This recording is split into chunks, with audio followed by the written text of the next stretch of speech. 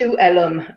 I'm the founder of Soulfully Connecting, and today I am again speaking with Wahido Marata.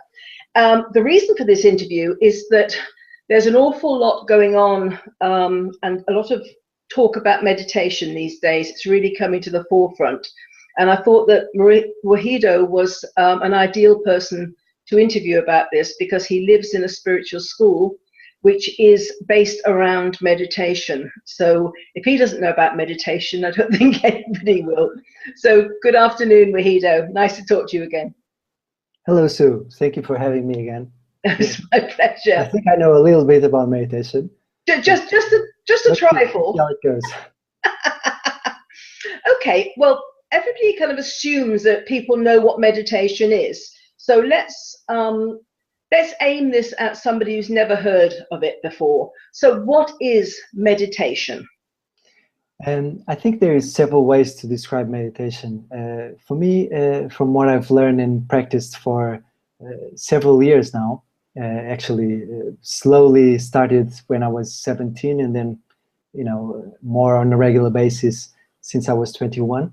And so basically I feel that meditation is just a space that can bring us a lot of relaxation and a bit of a sense of being mind-free, which means that we put aside our problems, we put aside our issues, anything that bothers us in a psychological or a mental way, and we just go into a space where we feel more connected to our senses, connected to our energy, connected to the energy of our environment, connected to the energy of the earth, and ultimately to the universe. I think many people, and I think it's good to demystify a little bit the word meditation, because many people think it's something that it's only for Sidhus and Siddhas and people who live in the Himalayas or in monasteries related to religion like Zen or Buddhism. But nowadays, what many teachers are bringing us is the tool of meditation into our daily lives. So actually, I live in a spiritual school, and we have several times during the day where we specifically practice certain techniques of meditation, but the main meditation is the day-to-day basis living. So it's basically a lifestyle that is guided or practiced by doing meditation. And this can be only by watching your breath or by focusing on anything else but your thoughts, or focusing on actually what you're doing rather than being so immersed in the way you're thinking. Watching your breath sounds so easy and unique and spiritual, sort of speaking, but actually if you start practicing it on a regular basis and you bring your attention really to the breath, when you are aware of your breath, then you feel that there is much more going on than just your breath and in your mind.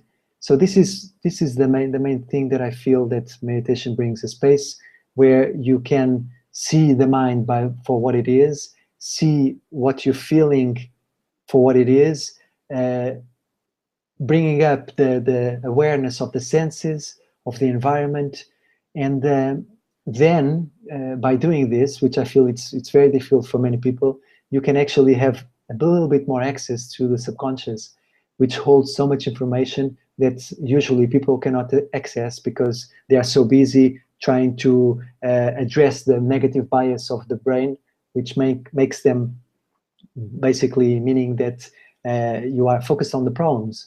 You are focused on resolving whatever issues you have with yourself, with your life, with your partner, family, etc. And that's it. Life is basically the mind. It's resolving anything that shows up, or entertaining yourself when you are free from that busyness. And so there's much more that the scientists and quantum physics and the spiritual teachers are teaching us nowadays, much more than that reality. There's a reality much beyond that. And meditation is a vehicle, a very special tool that allows us to see a little bit more of what's behind all this. I find it interesting because with meditation, it does kind of give you that connection.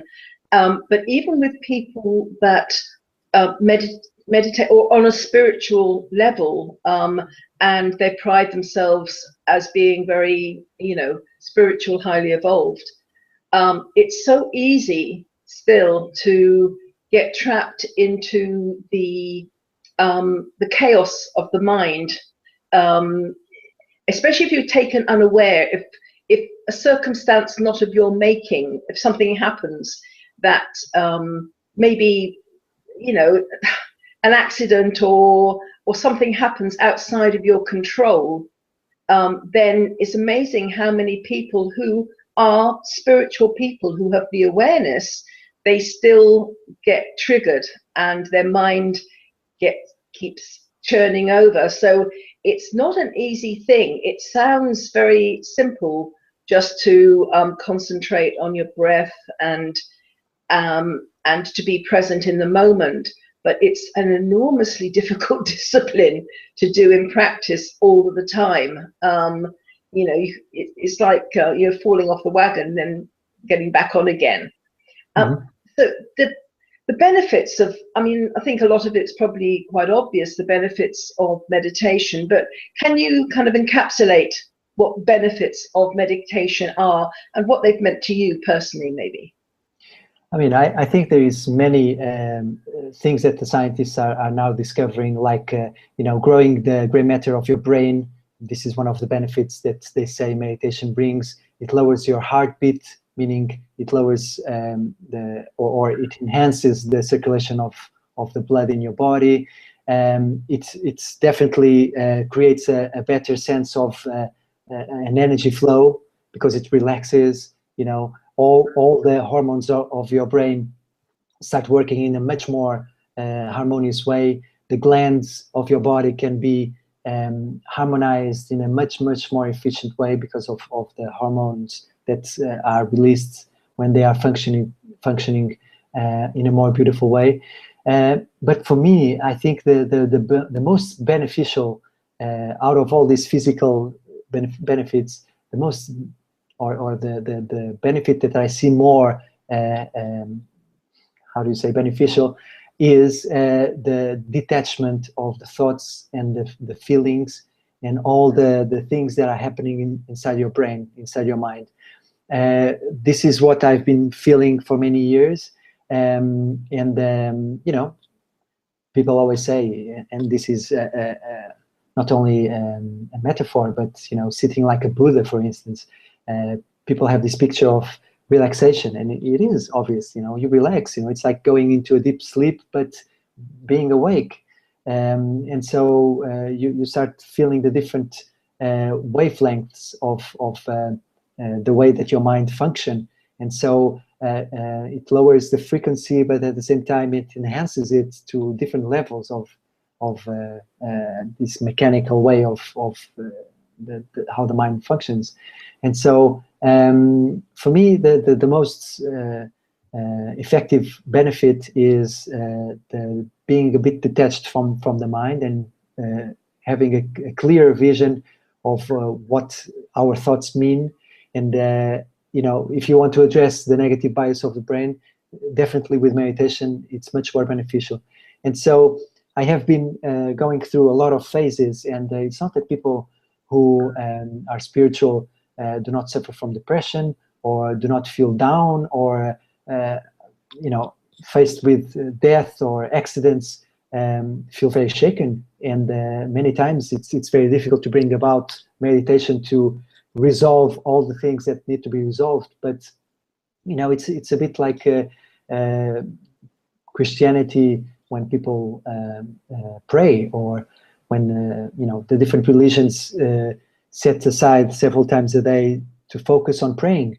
Meditation is a bit like praying. It's basically focused on higher aspects that you have inside, which have a symbolism on the outside by a god or by an avatar, or someone special like a guru, and you focus on those more elevated realms of existence. And so this is another thing that I find very, very clear of benefits from meditation. But of course, all the way that the brain functions with the different parts of the brain, the neocortex and the limbic brain and the reptilian brain, it creates a frequency that, and I'm sorry, I cannot elaborate this further, but the quantum physics have been exploring all these theories which are becoming now concrete realities and explainable, that it creates a much better flow, lowers your levels of cortisol and adrenaline, and you are able to focus much better on the things that you need to focus, rather than being just in this constant chattering inside your mind. It's amazing, isn't it? That something so simple can have such a massive effect on somebody's body, not just on their thoughts and to calm their mind, but the whole physical aspect of the whole body. It's quite incredible, really, when you think about it. So how long would somebody need to meditate for in order to get the real benefits? Because I know when the thing about exercise, it's kind of generally said if you do like 20 minutes or half an hour every day, then that's enough to keep your body kind of mobile and things. So what about meditation? Is it the same kind of thing? Mm-hmm. I mean, as you know, I follow the teachings of Tony Samara, and from what I've heard him saying, practicing 24 minutes per day seems to be very effective. But it's like anything. You cannot expect someone that never meditated to sit for 24 minutes per day and go deep in their meditation.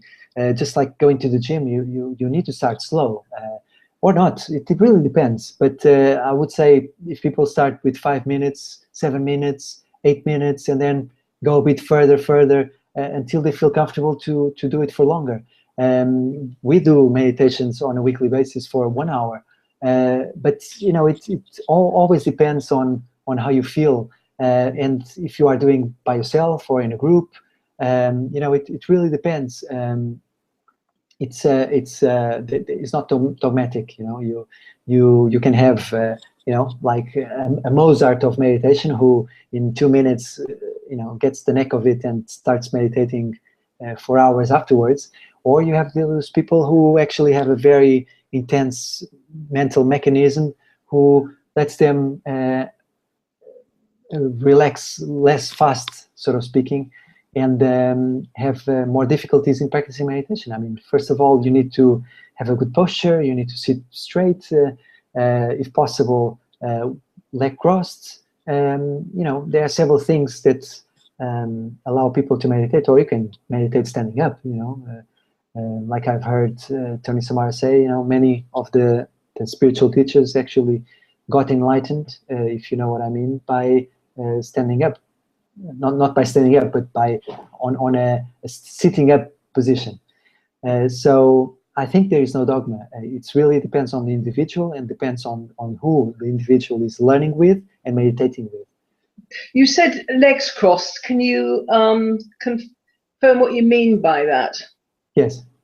I mean, as you know, I'm not English, so I hope I'm not saying anything which is incorrect. But when you sit and you cross your legs and you sit down, like a yoga position.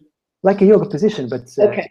There's several half lotus posture, full lotus posture, or just crossed legs. There's several ways. The most important thing is that your back is straight. Okay. Like I've heard other teachers say, it depends on how comfortable you are. It doesn't matter really if you are lying down or sitting up or even standing up. What matters is that you're comfortable.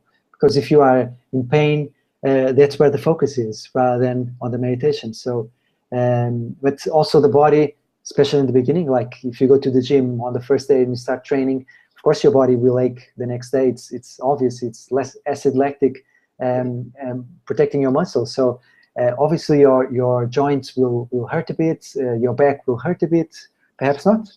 But if it does, it's normal. It's not something that you should worry about, and you should never quit in the first in the beginning just because it hurts a bit. Of course, it's part of the practice. No, because the reason I asked about the legs crossed is when because I do readings and things, and it's quite good when people don't. For me as an English person, to have your legs crossed is just be sitting up with one leg crossed across the other, rather not in a kind of a yoga posture. And it's always like you're blocking the body off, and that's the reason I asked. It's best not to have the one leg crossed over the other for that. Yes. That's but what I've heard all of it, because, for instance, I had a teacher in India. She was a master in Ayurvedic, Ayurveda, basically, which is several. Well, it's not a religion, but it's how do you say? It's a tradition, no? Ayurveda, and so she was a master in Ayurveda, not only cooking, but also another branch, which is yoga. So she was a master in yoga, and she was saying you in order to have the back really straight, you should do, like you were saying, one leg on top of the other, crossed. Yeah. So she said the half lotus or lotus was actually not indicated for some people. So I don't know, really. It all depends on how comfortable you feel. Okay, that seems to be the best thing. Are there any best practices for yoga? Yoga, what am I talking about? Change the subject on you. How good's your yoga? Not as good as meditation. So are there any best practices? Are there any particular rules that you need to follow other than the ones we talked about?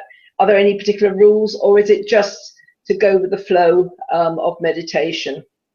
Yes, I think there are several rules which are very important for me, that they are put into practice. The first one is how you are seated. For, I would say, best practice of meditation, it is best that your back is always straight, so that the energy really flows, and somehow your shoulders are a bit backwards, and your chin a bit down, so that there is this sense of relaxation throughout the whole upper body. And then being as I said, it's best when your legs are crossed, because then there is a natural. You've seen how children, for instance, sit. They always sit leg crossed or with their legs on the side. But there is always this feeling that they are very relaxed, but at the same time straight, so that there is no crunching of the shoulders. There is no feeling that there is no relaxation, or a feeling that there is a muscle being pressed too much. There is a sense of pure relaxation. I think that's one of the first things that you should do when you meditate. Then there is other things that I would recommend, but another thing that I find very important is the way that you breathe. It should always be relaxed, deep. When you breathe deeply, you breathe in through your nose.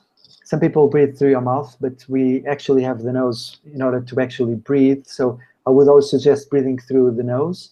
And when you breathe in, you feel your lungs, but you also feel your belly, so that the breath goes deep down throughout all your chakras. Or if you don't know what chakras are, but these energetic centers that acupuncture and many other traditions found that they happen on the upper part of the body, and so that the breath goes to the down parts of the body up to the top. That's a very, very important thing. Also, I believe that closing your eyes helps a lot, because it shuts, I don't know, I think it's like 60 or 70% of the energy that we use actually are used by what we see. So you keep all that energy inside, and you focus that vision, sort of speaking, inwardly. And so I feel that that's very, very important. And then I think it's very important also to have a spiritual teacher, not as in the way you meditate, but how you meditate. Because having a spiritual teacher is like having any teacher, you know. And you know, although Mozart was a genius in the beginning, he had a bit of help, and I think it's very, very helpful to have a spiritual teacher who can guide you. But moreover, that you feel that there is an energetic transmission that happens in a more direct way. But if you don't have a spiritual teacher, I find that it's very helpful to have a group of people that you can meditate with. I find it tremendously helpful. It's interesting because I find I always close my eyes when I meditate because it allows my inner vision to be more focused, and I see things without being distracted by what I can see physically around me. It makes it easier to go into another dimension, another world. And I remember once being I tend to meditate, to be honest, on my own quite a lot, but when I was traveling, I was in a group of people meditating, and some people like to put guided meditations on, and they also like kind of music. For me personally, I mean, it works for many people, but for me personally, I found it very distracting, and I couldn't actually get into my own meditation because, and I think it's probably a very, very individual thing. I couldn't get deeply into my own meditation because of the distractions of what's happening around me. I think it's quite difficult to get into your own state when you've got that distraction. But again, I think it's a personal thing. What do you think about that?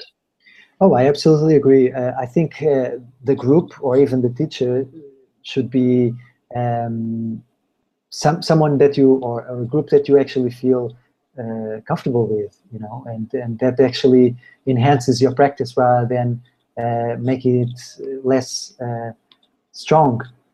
So definitely I would choose a group that you really feel comfortable with, that you feel like you don't have to put up your ego, or that your masks can be dropped and you just feel real and sincere with other people. You know, meditation is such an intimate space, and sharing it with others obviously needs to be in a space that you feel comfortable. And obviously, by choosing the group, you choose the meditations that they do, and you actually do the meditations that you feel are better for you. There are so many thousands of meditations around the world, so some active ones, some more passive, some silent, some not silent. So it really depends on the one that you choose. But if you choose a group that plays music or does some meditation that you don't really like, of course, it's not going to be helpful. Yeah, I tend to agree with you on that. So the different types of meditation, can you give us a kind of a brief overview? I know there's many. A brief overview of the main categories of meditation, because I know there's many ways that you can approach it. Mm-hmm. I mean, there is quite a lot of categories, so speaking, but I would put it in two main ones. One is, and this might be a bit surprising for some people, but one is a meditation that you practice by yourself or with a group, and on another category, a meditation that you practice with a spiritual teacher.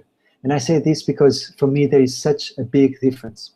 Meditation that you practice by yourself can be any kind of meditation, any technique, and in that technique, which is more what you're asking, you can have the category of active or passive meditation. You can have the category of more silent or non-silent. You can have more breathing meditation, which allows you to actually enhance the physical aspect of the body more than the energetic aspect of the body. Or you have more the energetic ones, which focus on several postures, or you know, they are practiced a lot in yoga, for instance, where the intention is to enhance the energy and the energy of the body, and allow the communication between you and sort of your higher self be more direct. there are many meditations which are purely like sports. Of course, they allow that deep relaxation afterwards, and many times they have stages. So there is a more active stage at the beginning, and then you have a more or less active second stage, and then the last stage usually it's in silence, where you actually integrate. And Osho's meditations work a lot like this, where at the end you have a integration, we call it time, where you actually integrate everything that comes up during the meditation. But these are all part of meditations that you can practice yourself or on a group. When you practice meditation with a spiritual teacher, it actually, all the techniques are upside down. It's like there is no technique, and the technique is the practice, or the direct practice with the spiritual teacher. Because when you do this, there is such an energetic transmission. Tony Samara practices more than, what I want to say is, gives daily satsangs and satsangs on a weekly basis for longer. And so during that time, it's not that there is such structure in terms of meditation, but the whole satsang, which is actually an energy transmission, works as a meditation and allows people to experience, feelings and emotions and energetic expansions and things getting triggered not only in the mind but in the physical body, in a way that it's I would say very difficult to be able to do it by yourself. You can always connect, if you're not doing it by yourself, with a guru or a person that actually works more in an etherical way, not in the physical realm. Maybe someone that died already, like many people connect to Jesus or even to the angels, archangel, this and that, which feel enhances the practice in a physical way to be more energetic. But I think nothing compares really to the way that the work is possible through meditation with the spiritual teacher in a physical presence. So this is what I would say in a roundabout way, what kind of meditations there are. But in each tradition, usually there are 108 meditations, which people carry in a mala, and they practice the meditations that the guru basically, or the spiritual teacher gives. Sometimes it depends on the student, so each student has a different meditation, or they practice a specific mantra, which is a sound that is produced by chanting, and that creates a frequency in the body that enhances the spiritual practice.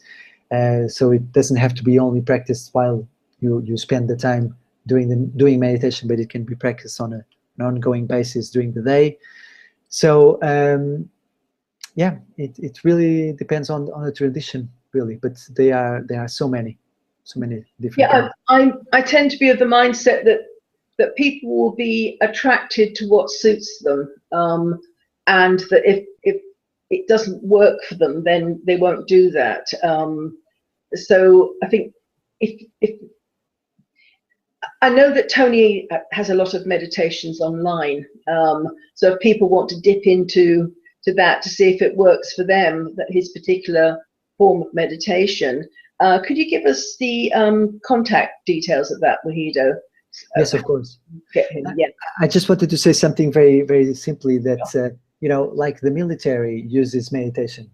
Sometimes they don't call it meditation, but there is a specific meditation that they practice, which is the 4-4-4, which is you breathe in for 4 seconds, you hold it for 4 seconds, or maybe not seconds, but time, four times, and then you hold it for 4 times, and then for the same 4 times you exhale, and you do this on a continuous basis. And this is to address emotional states, and it was specially used by the military in times of war, so that they can actually release the emotions and focus on what they needed to focus, which sometimes was actually getting out of the situation alive. So Tony Samara has a lot of meditations online. If you go to the YouTube channel, for instance, which is Samara Foundation, if you just go on YouTube, put Samara Foundation, put Tony Samara, you'll find the channel Tony Samara, and so you will see that there are many meditations. Some work with specific parts of the body which are connected to the glands, pineal or pituitary gland. There is one very famous one called the third eye meditation, where Tony guides us through a process working with the third eye, which connects directly to the pineal pituitary gland, which then enhances the communication to the subconscious and the higher realms of existence and consciousness. And there's several other ones, like the alternate nostril breathing, which is a very famous one also, that is used more in the full moons and the new moons, when people want to balance the masculine and the feminine, because it works with both nostrils, which connect to the different hemispheres of the brain. There are the more quiet ones, which you can even do it lying down if you want, really for deep, deep, deep relaxation, which is mainly what people are looking for. And I know so many people who are so tense and so full of stress, and basically what they need is just a few moments of pure relaxation. So you can try the left look meditation, for instance, which is one of my favorites, and you know, experience a little bit of bliss. Why not? Just for 10-15 minutes. But yeah, you can go to YouTube, or you can go to tonysamara.com. That's TonySamara.com, and you'll see that there's several meditations there, which also connect to the YouTube channel. So everything is for free, available. And if people want to go a bit more in depth, then I would recommend the satsangs, which Tony gives not only on a daily basis, but on a weekly basis. And whenever there's a full moon or a new moon, we utilize those energies to go deeper into our awareness and consciousness. And Tony also gives a special satsang during those times. Thank you very much indeed. That's been really interesting. I always enjoy being educated and learning new things. Or I knew quite a bit about meditation, but you took it kind of that step further. So thank you for that. Thank you. Tony Samara is also an author on soulfully connecting, and I know that I've got a few of his meditations on there as well, if you want to have a look at some of his writing. And that's www.soulfully-connecting.com. Well, thank you very much for that. You're taking your time, Wahido, on this Sunday afternoon to talk to me and to let people know much more about meditation, what it involves, and the benefits that they can get from this practice, which is I don't know, it brings you so much peace of mind by doing it, but it is definitely a discipline. It's not something that's easily achieved. To do it very well, you've really got to shut your mind off, and that, I think, especially in the Western world, is incredibly difficult these days. There's so much, we're in information overload. So I liken it to, you know, you've got kind of a vase and you're filling it up with all this stuff. Every now and again, it's good just to empty that vase out, throw it in the rubbish, and then we can start again. But by meditating, that, how I see it, is it's like emptying that vase out, giving it a good wash, and then you can start again with your thoughts. But over a period of time, you'll find that vase fills up slower and slower, and you've got more flow, and you won't have to clear it out quite as aggressively. So that's my my thoughts really on meditation. But Wahido, thank you again very much for your time, and I look forward to talking to you again soon. Oh, and Wahido has got a listing on Soulfully Connecting, which I want to tell you about. It's a doTERRA oils, so you can find him in there in our business directory. Okay, well, good afternoon everybody, and I hope you have a very pleasant rest of day, and I look forward to talking to you again soon. Bye bye. Bye bye. Bye bye.